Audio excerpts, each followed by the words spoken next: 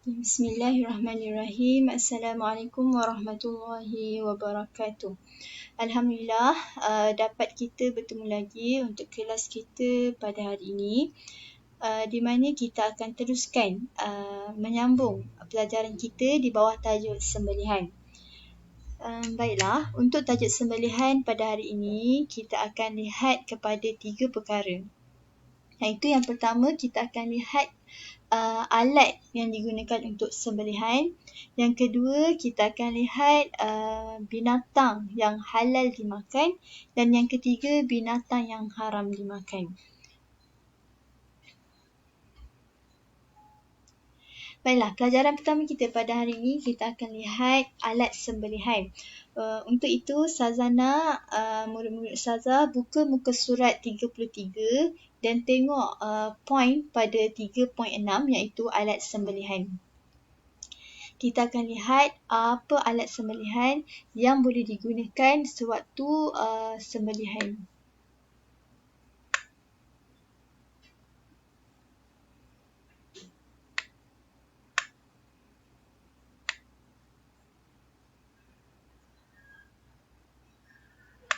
Okay. Yang pertama, alat sembelihan. Okey, alat yang diharuskan. Maksudnya alat yang boleh digunakan mestilah tajam dan diperbuat daripada besi, tembaga, timah, kaca dan seumpamanya. Okey, maksudnya alat sembelihan yang diharuskan contohnya macam kita boleh gunakan pisau, kita boleh gunakan parang. Maksudnya alat-alat itu mestilah tajam dan juga diperbuat daripada besi, tembaga, timah, kaca dan seumpamanya lah. Okey, manakala alat yang diharamkan untuk digunakan dalam sembelihan adalah gigi, tulang, kuku, rambut dan juga tali. Okey, seperti mana yang kita belajar minggu lepas, Ustazah ada terangkan alat-alat yang tak boleh digunakan untuk sembelihan. Okey, seterusnya. Okey, kita akan lihat apa binatang-binatang yang boleh dimakan, apa binatang-binatang yang haram dimakan, yang tidak boleh untuk kita makan. Okey, pertama sekali kita akan lihat pada binatang yang halal untuk dimakan. Okey, untuk topik ni, Ustazana, anak murid Ustazah buka muka surat 34. Okey, lihat 3.7 binatang yang halal dan haram dimakan. Okey, jenis binatang yang halal dimakan. Jenis binatang yang halal dimakan ni ada binatang yang perlu disembelih dan ada binatang yang tidak perlu disembelih. Okey, antara binatang yang perlu disembelih contohnya adalah kambing. Kambing, cara kita nak mematikannya, cara untuk membolehkannya kita makan adalah melalui cara sembelihan. Okey, jadi ini adalah antara binatang-binatang yang perlu disembelih iaitu seperti kambing. Okey, yang kedua adalah lembu. Lembu, yang ketiga kerbau. Okey, yang keempat unta. Okey, yang kelima ayam. Yang keenam burung dan juga yang ketujuh adalah itik. Okey, ini adalah binatang-binatang yang perlu disembelih, yang mana sembelihan tersebut perlulah putus urat halkum dan juga urat marih. Okey, dan juga ingat kembali semula kepada pengertian tu, sembelihan perlu menghilangkan nyawa binatang yang halal dimakan. Jadi inilah antara binatang-binatang yang halal dimakan dengan cara putuskan urat halkum dan urat marih dengan menggunakan alat yang tajam dengan niat kerana Allah Ta'ala. Ini adalah binatang-binatang yang halal dimakan yang perlu disembelih. Okey, manakala binatang-binatang yang halal dimakan tetapi tak perlu untuk disembelih adalah contohnya udang. Okey, udang. Yang kedua ikan. Sebab ikan kita tak sembelih, kita siang dia. Okey, yang ketiga ketam dan yang keempat adalah sotong. Okey, itu adalah binatang-binatang yang halal untuk dimakan. Okey, apa pula binatang-binatang yang haram untuk kita makan dia? Okey. Okey, baiklah, kita akan lihat binatang-binatang yang haram untuk dimakan. Okey, yang pertama adalah anjing dan babi serta dari keturunan keduanya. Okey, anjing dan juga babi haram untuk dimakan. Bukan hanya haram untuk dimakan, bahkan nak sentuh pun adalah haram.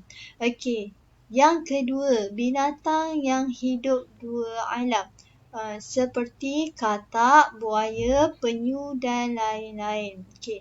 Apa maksud binatang yang hidup dua alam ni? Maksudnya ialah binatang yang dia boleh hidup di darat dan juga dia boleh hidup di dalam laut. Maka itu kita katakan sebagai binatang yang hidup dua alam. Maka kita kena kenal pasti binatang-binatang yang hidup dua alam ni, sebabnya binatang-binatang yang hidup dua alam ni adalah salah satu binatang yang haram dimakan. Jadi contohnya macam dalam pemilihan ketam. Ketam pun ada ketam yang hidup dua alam dan juga ada ketam yang dia hidup di ni sajalah. Okey, yang ketiga, binatang yang bertaring seperti singa, harimau, beruang, kera dan lain-lain. Okey, yang keempat, burung yang mempunyai kuku tajam. Okey, kuku yang tajam dan paruh yang digunakan untuk mencengkam dan menyambar mangsanya serta memakan bangkai seperti helang. Okey, burung yang ada kuku yang tajam dan juga ada paruh yang mana diguna kuku dia tu untuk mencengkam ataupun menyambar mangsa dia. Serta dia makan bangkai seperti helang. Sebab helang kan dicari mangsa menggunakan kuku yang tajam. Maka itu adalah salah satu binatang yang haram untuk dimakan. Okey, seterusnya yang kelima adalah binatang yang disunatkan membunuh. Bila kita sebut perkataan sunat, maka bila kita buat tu kita akan dapat pahala.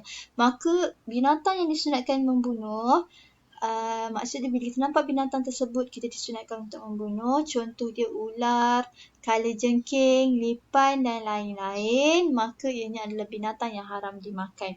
Okey, kenapa kita disunatkan membunuh? Sebab ianya binatang yang boleh membawa kemudaratan kepada diri kita. Maka haram untuk kita makan dan kita sunat untuk bunuh-bunuh binatang tersebut.